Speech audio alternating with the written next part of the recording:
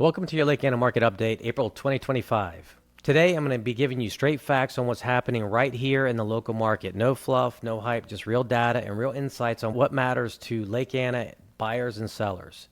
Before we dive in, make sure you hit the like, subscribe, and notifications button so you never miss one of our market updates or one of our home tours. This April, the average home in Lake Anna sold for approximately $601,000.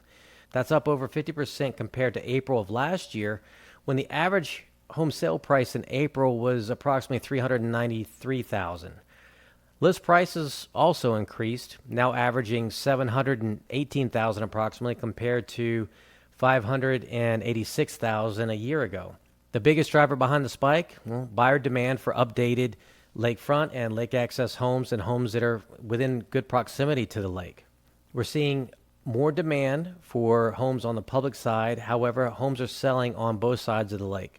I have a video where I discuss the differences, the pros and cons of buying a home and values based on the public and private side. So if you get a chance, take a look at that one. So where are we seeing the most movement?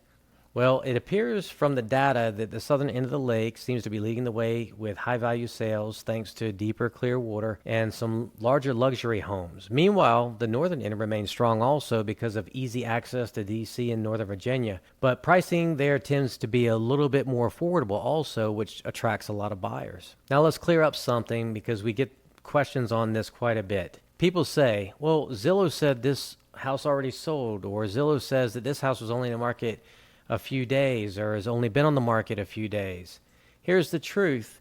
Zillow is not accurate when it comes to local data all the time. It's very convenient, yes, but it's often delayed. It's often missing details, and sometimes it's just completely flat out wrong based on their zestimate or even missing data from where it's supposed to be drawing from the MLS.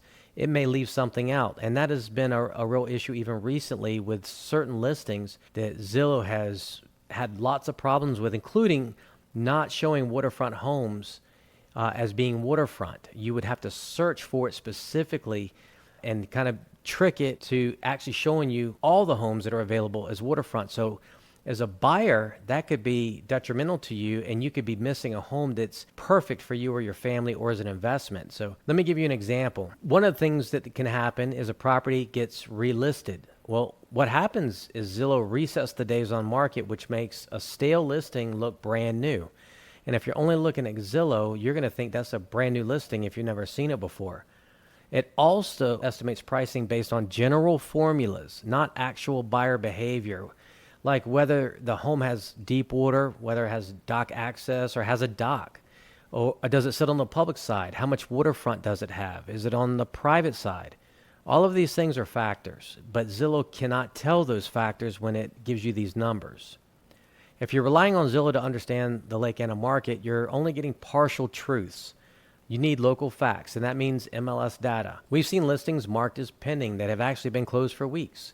We've seen sales recorded with the wrong price. It's not just annoying, it can seriously throw off your pricing and offer strategy. What I want to share with you is what's actually happening in the Lake Anna market right now based on the MLS data. The average number of days on market in April were 53 days. The number of active listings dropped from 342 as of 2024, April 2024 of last year to be clear, to 232 this year. Expired listings also went up, which means for expired, homes were on the market, sat, never sold, and the listing itself expired, whether they were renewed or not. I don't have that data in here. I can easily find it if it's something you want to see, but it's important to understand that with expired listings going up, that means homes sat through the entire listing process and at the end didn't sell. That tells us that more sellers overshot the market and maybe didn't sell well. Now, is this terrible news? No, it's not terrible news. Sales volume did drop slightly, but well-presented homes that were priced right were still moving.